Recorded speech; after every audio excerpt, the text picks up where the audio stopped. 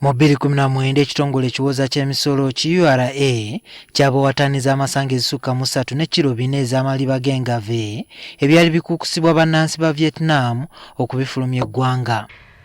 Pangolins right now per year they've calculated about 10,000 pangolins are being trafficked. I think it's quite possibly much more. Olugave kyekimu ku bisolo 10 ebisinga okuyigganyizibwa mu nsi yonna olw'amaliba gaazo nga mu ttuluba lino mulimu n'enkula, empologoma n'amazike. Ekimu ku bivuddeko okuyigganya ebisolo bino n'okukusibwa y'endowooza nti birimu eddagala eriwonya endwadde ez'enjawulo. Naye ekikulu nnyo ekisinze ennyo okutuusa olugave ku bulabe ye endowooza abantu okulowooza nti olugave ddagala oba ly'abasajja oba abakazi nti bafune amata basobole okonsa abaana babeere n'ensuso ennungi. Kati ebyo ky'ekintu ekikulu ekireetedde olugave nti abantu baluyigganya nnyo.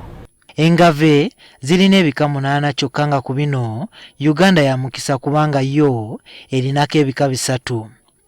Olugave ng'ebisolo ebirala byonna luliko engeri gye luyambako mu by'obutonde bw'ensi. Gardeners of the forest or of the lands, because they, with their claws they move the soil, they eat. It's estimated about 15,000 ants and termites. Yadde nga olw'endagaano ez'enjawulo ezizze zikolebwa okuziyiza obusuubuzi bw'ebisolo ebiyigganyizibwa, gamba ng'olugave okubiyiga kukyagenda mu maaso mu mawanga mangi nga kino kireetebwa ensonga ez'enjawulo.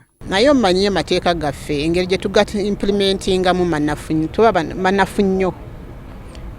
Okimanyi corruption wano mu Africa oba enguzi kyekintu ekikyasinze eyo. Kale omuntu bayinza okunkwata nti abadde n'olugave naye omusango nigwetooloola ogenda okuwulira nti ki gwafa. Abalwanirira eby'omunsiko balowooza nti gavumenti ya kuno esaanye eyongere amaanyi mu kukwasisa amateeka agaliwo okukuuma ebisolo ng'olugave.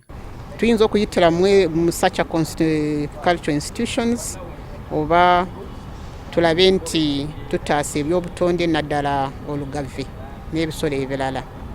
Ate ekyokubiri, gavumenti twogedde ku bulyanguzi, twogedde mu butabeera na bisaanizo, mu skills obutabeera n'ebikozesebwa ne tekinologiya n'ebirala. Kati mu ebyo tulina okwongeramu amaanyi, gavumenti erina okwongeramu amaanyi kulaba nti abakozi balina ebintu ebikozesebwa tusobole okulaba nti ki emirimu gyabwe basobola okugitambuza bulungi.